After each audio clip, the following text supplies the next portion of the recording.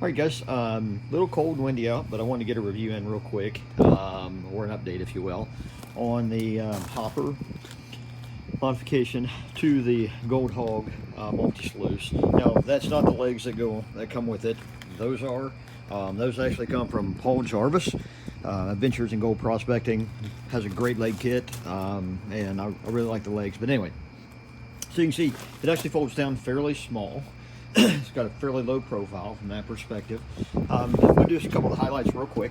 We do have flattened expanded aluminum over hog moss. There will be matting, deep V-rib or UR underneath of this. It's not there right now.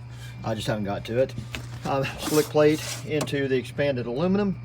And drops down into, as you can see, though, the legs and everything fold up. The key to this whole thing is right here. This is the L bracket. Could have done a little better job, but I'm just an old hack. Anyway, 2 bolts literally take this entire upper unit off.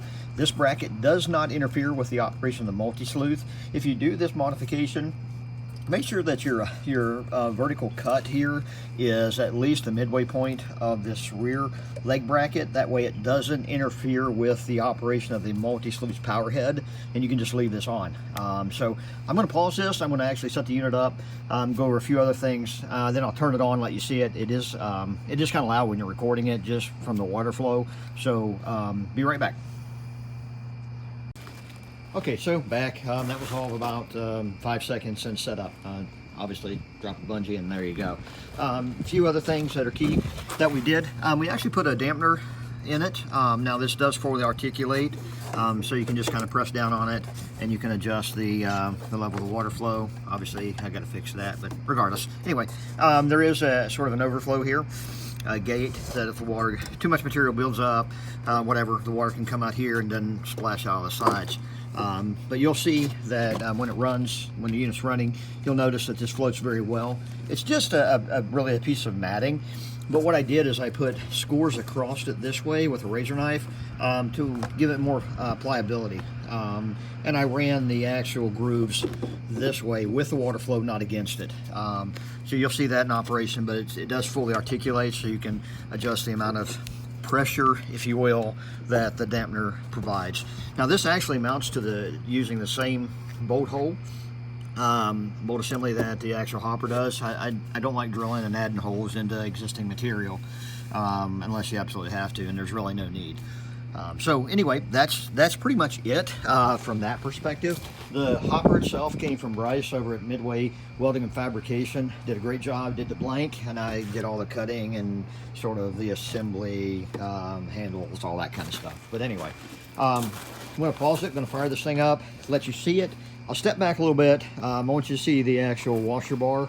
Now, I got sort of the idea from Paul Jarvis. I really like this. What I did is just graduated it off and made some cuts with a grinder.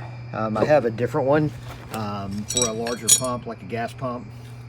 But anyway, so without further ado, let me pause it, fire it up, and come right back. All right, so we're back. There it is.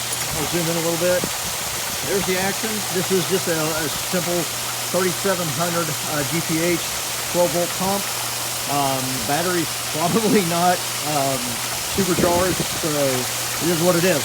One thing I want you to notice, though, is if you look at the action up in the actual hopper, but right underneath the actual spray bar, the angle that water is actually spraying out is quite wide.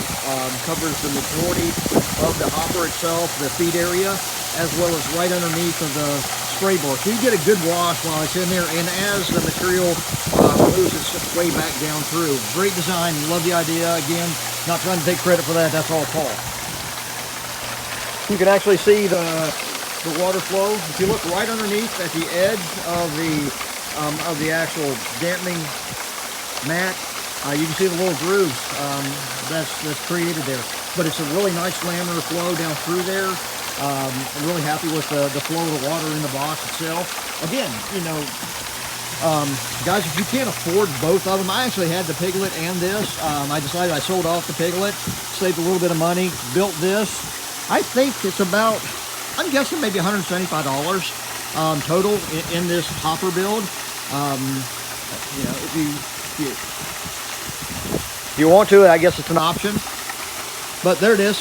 Just wanted to give that to you guys as, you know, a possible option. You know, if you're trying to consider, you know, the Multi Sluice versus the Piglet like I was.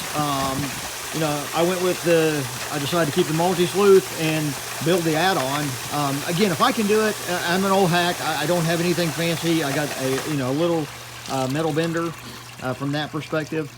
So there, I guess the battery finally died. So obviously you can get an idea that that pump wasn't running at full capacity. So, and still had a really good wash. So I'm really happy with that. I think it does a really good job. Anyway, there you go.